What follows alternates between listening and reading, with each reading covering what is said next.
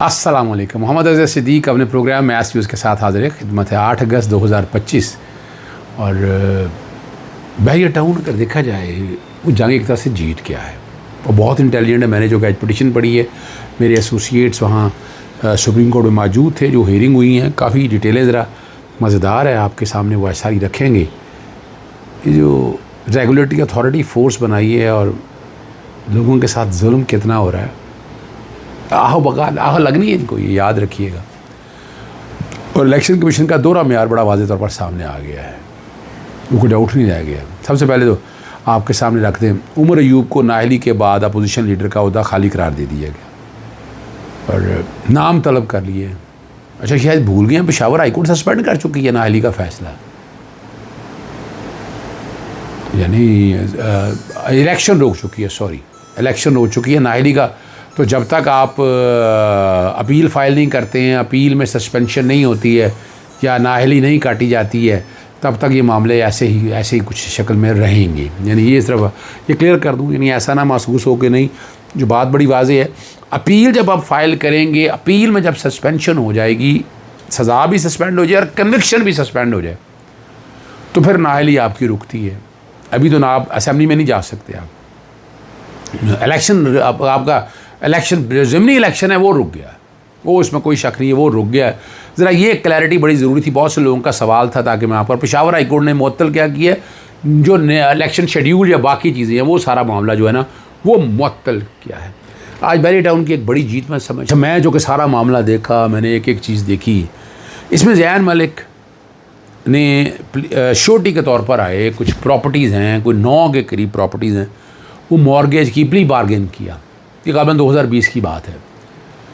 Plea bargain के बाद किस्तें देना शुरू की, कुछ किस्तें दे दी, तो ग़ालिबन 2 किस्तें दे दी, वो दे दी 2 किस्तें। और उसके बाद कानून 2022 के अंदर कानून में तरमीम आ गई, सेक्शन 25 के अंदर नैब कानून सारा तब्दील हो गया और प्ली बार्गेन का कॉन्सेप्ट ही ख़त्म कर दिया। अब ज़रा समझना ध्यान से, अब इसका इतलाक़ माजी से होना है, ठीक है ना। अब सवाल यहाँ पर जो बड़ा बारीक है कि जब कन्विक्शन, यानी एक्चुअली प्ली बार्गेन देखना पड़ेगा कि इज़ इक्वल टू कन्विक्शन, सज़ा तो माफ़ हो गई, ये कन्विक्शन है, कन्विक्शन का इम्पैक्ट क्या होना, ये वाली जो बात है बारीक देखने वाली। वो मुख्तलिफ़ दरख्वास्तें दी नैब को, अकाउंटेबिलिटी कोर्ट में मामला चल रहा था और अप्रैल 2025 की वो डेट थी और इस इन बिटवीन उन्होंने ऑक्शन की बात कर दी। जब ऑक्शन किया, उसको चैलेंज किया, नैब की अदालत ने मुस्तरद कर दी दरख्वास्त। वो 3 मुख्तलिफ रिटों के ज़रिए इस्लामाबाद हाई कोर्ट में 18 अप्रैल को पहला सस्पेंड हुआ, फिर जून में सस्पेंड हुआ और 4 अगस्त को पता है वो हुक्म इम्तनाई वापस ले लिया गया, स्टे खारिज कर दिया गया। उसके अगेंस्ट ये सुप्रीम कोर्ट में आए और आज दरख्वास्त CP मेन नहीं लगी, आज मुतफ़र्रक़ दरख्वास्तें जो स्टे के हवाले से थी वो लगी हैं। और मेन का जो उन्होंने कहा कि मेन आपकी सुनेंगे पहले, वो 18 तारीख के लिए, 13 अगस्त के लिए समाअत जो है ना वो मुलतवी होगी। 3 रुकनी बेंच था, जस्टिस अमीनुद्दीन खान साहब, जस्टिस नईम अखरफ खान साहब और जस्टिस मियाँ गुल हसन औरंगज़ेब। और उन्होंने कहा जी 13 अगस्त को मरकज़ी और मुतफ़र्रक़ दरख्वास्तों पर समाअत होगी, यानी मेन अपील भी उन्होंने कहा ये फ़िक्स कर दी जाए। CPLA जो है, जस्टिस नईम अखरफ खान ने जो बात यहाँ की, आज एक मुतफ़र्रक़ दरख्वास्त समाअत के लिए, मरकज़ी अपीलें जो समाअत के लिए फ़िक्स नहीं हुई। नैब रेफरेंस की कापी भी अपीलों के साथ लगाए। अदालत ने कहा कि रेफरेंस की कापियाँ लगाएं ताकि पता चल सके कि असल है क्या, करप्शन क्या है असल। जैसे नहीं में फरमाया, मुलजमा ने नैब के साथ प्ली बार्गेन की। मुलजिम ने प्ली बार्गेन में 9 प्रॉपर्टीज़, 8 नहीं, गलत लिखा है, 9 प्रॉपर्टीज़ थी। अब मुलजिम कहता है प्ली बार्गेन रज़ा कराना नहीं थी, दबाव के तहत थी। मुलजिम ने प्ली बार्गेन ख़त्म करने की दरख्वास्त चेयरमैन नैब को दी। अदालत ने कहा प्ली बार्गेन ख़त्म करने की दरख्वास्त पर पहले जैसी स्टेज पर आ गया। अब ये बात बड़ी इंटरेस्टिंग है कि जब प्ली बार्गेन अगर ख़त्म होगी तो फिर तो आप रेफरेंस पे आ जाएंगे, लेकिन अगर प्ली बार्गेन इंटैक्ट है, जो ये बात देखने वाली है कि अगर प्ली बार्गेन इंटैक्ट है तो फिर क्या पोजीशन है, ये समझने वाली बात है। मलिक रियाज ने बड़ी ज़्यादती हुई उनके साथ, सारे निज़ाम के साथ। ज़ैन देखें आज बाहर है और जिस तरह की तकलीफ़ें बर्दाश्त कर रहा है, और मलिक रियाज ने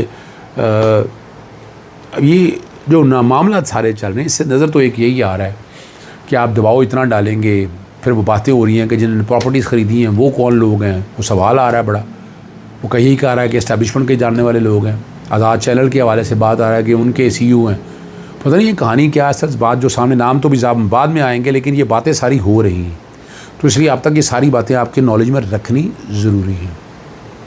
और गरीब बंदा जो दुकान अफोर्ड नहीं कर सकता, जो स्टॉल नहीं लगा सकता, अब हाथ में सामान पकड़ कर फ़रोख्त करना भी जुर्म बन गया हुआ। गरीब जाए तो कहाँ जाए।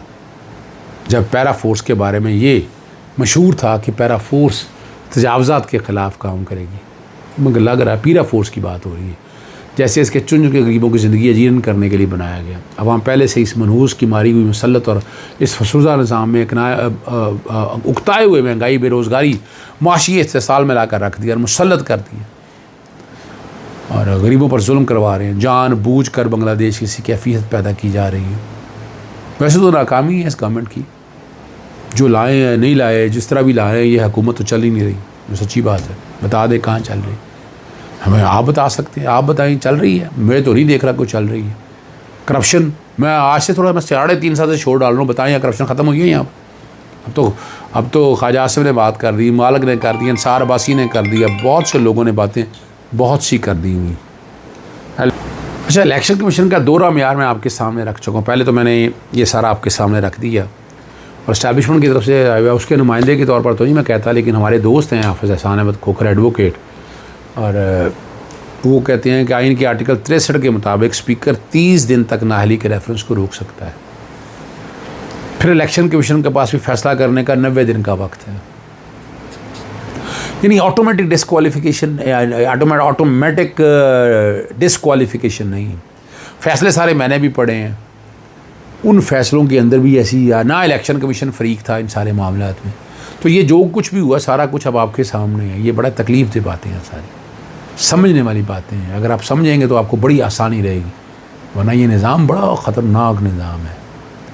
और असल तो बात तो समझ नहीं है, असल जो बात समझ नहीं है वो ये है कि पाकिस्तान तहरीक इंसाफ अरकान और जमात अपने फ़ैसलों और इक़दामात की सियासी कीमत झुका रही है। जब आप इन फोरम्स की गैर जानिबदारी पर सवाल उठाते हैं, उन्हें टारगेट करते हैं, तो उसकी कीमत आपको देना पड़ती है। और जब जो भी चेहरे मोरे हैं, दोस्त हैं हमारे, जब वो ख़ुद कह रहे हैं कि ये इदारे बदले की आग में जल रहे हैं, उनके सवाल उठाने पर निशाना बनाया जा रहा है, बात तो सिर्फ इतनी है कि इमरान खान खामोश हो जाए तो माफ़ी मिल जाएगी।